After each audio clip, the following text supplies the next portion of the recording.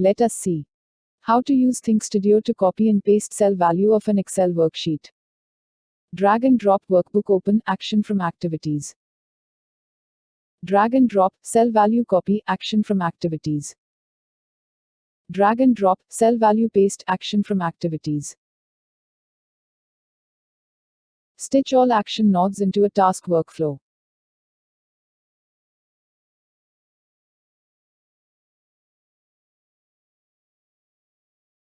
Set WorkbookPath property of workbook open action. Set cell property of cell value copy action. Set WorkbookName property of cell value copy action.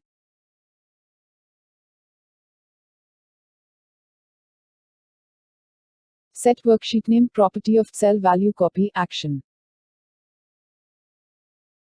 Set cell property of cell value paste action. Set paste value only property of cell value paste action.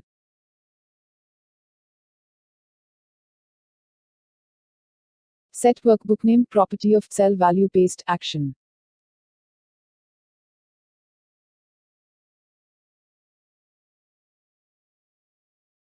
Set worksheet name property of cell value paste action. Click Run button from toolbar. You can see the task is executed successfully.